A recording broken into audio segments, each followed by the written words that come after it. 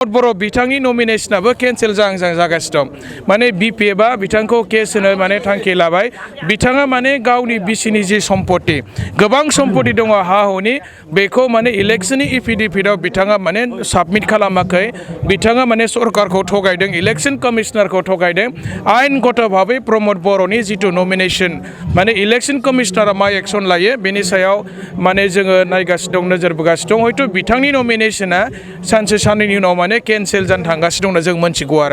आरो केन्सेल जायाब्लाबो इलेक्शन जोबनायनि उनाव प्रमद बर' बिथाङा आयेनगत भाबै जिखिनि साजा मोननांगौ माने जेलाव थांनो गोनांबो जानो हागौ प्रमद बर' बिथां दिनै देबोरगाव समस्तिनि सिङाव थानाय क'क्राझार टाउननि टेङापारायाव माने इलेक्शननि फोसावदिं मेलाव आं बाहागो लाफैदों आरो बावहाय टेङापारानि गासैबो बे टाउननि रायजोफ्रा ओंखारबोदों आरो हाग्रामा सारखौ बिपिएफखौ मोजां मोननानै गासिबो मानसिया दिनै ओंखारबोनानै बे मिटिङाव बाहागो लादों आरो बेनिफ्राय रायजोफ्रा मोनसे खोथा फोरमायदों बावहाय खाम्फायाबो गेलेदों इउपिपिएलनि जानानै खाम्फाया बायरानि मानसि हाग्रामा सारजों खाम्फा बरगयारि बिथांखौ मालाबाबो रुजु जाया खाम्फा बरगयारिया हाग्रामा सारजों समान रुजु जाथावना बेबायदि सुबुं नङा हाग्रामा सारा हाग्रामा सारखा आरो दिनै सारा बिटिसिआवनो बिपिएफनि मोनसे बारहावा बारदों आरो बावहाय इउपिपिएलआ जे जिर' जानो थांगासिनो दं बेखौ जों बिपिएफआ बुङाखै आसामनि चिफ मिनिस्टारानो मैया बुंखाबाय सानब्रै आवगायाव उदालगुरियाव आसामनि चिफ मिनिस्टारा मोनसे खोथा डिक्लार होदों एबारनि इलेक्शनाव इउपिपिएलआ जेबो कन्टेस्टआव फैया एबाराव बिजेपि आरो बिपिएफजोंसो जागोन आरो हाग्रामा सारनि दैदेननायावनो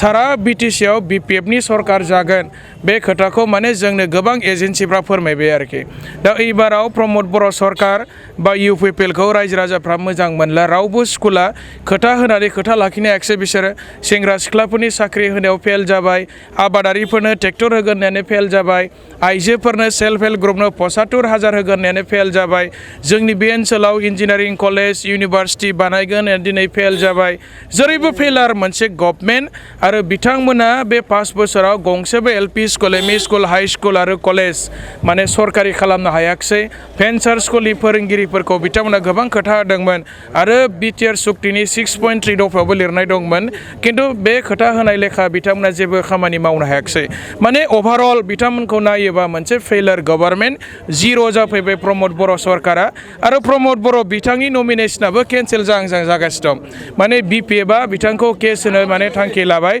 बिथाङा माने गावनि बिसिनि जि सम्पति गोबां सम्पति दङ हा हुनि बेखौ माने इलेक्शननि एफिडेभिटआव बिथाङा माने साबमिट खालामाखै बिथाङा माने सरकारखौ थगायदों इलेक्शन कमिशनारखौ थगायदों आयेनगत भाबै प्रमद बर'नि जिथु नमिनेशन माने इलेक्शन कमिशनारा मा एक्शन लायो बेनि सायाव माने जोङो नायगासिनो दं नोजोर बोगासिनो दं हयथ' बिथांनि नमिनेशना सानसे साननैनि उनाव माने केन्सेल जानो थांगासिनो दं जों मोनथिगौ आरो केन्सेल जायाब्लाबो इलेक्शन जोबनायनि उनाव प्रमद बर' बिथाङा आयेनगत भाबै जिखिनि साजा मोननांगौ माने जेलाव थांनो गोनांबो जानो हागौ प्रमद बर' बिथाङा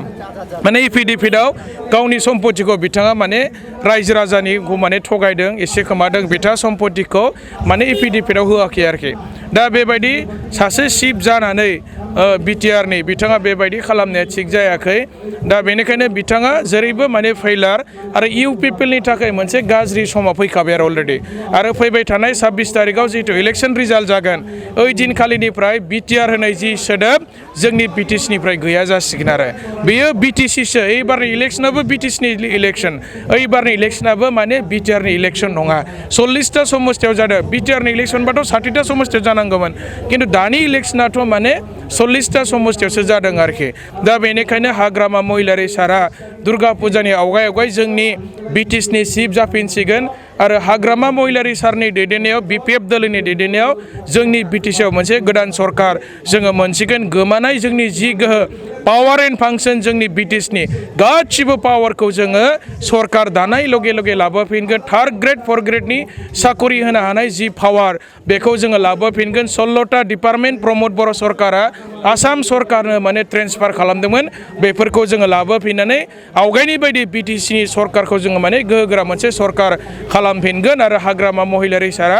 जोंनि बिटिसिनि रायजो राजाफोरनि डेभेलपमेन्टनि खामानिखौ मावफिननो थाबैनो मोनफिनसिगोन होनना जों मिजिंथिदों।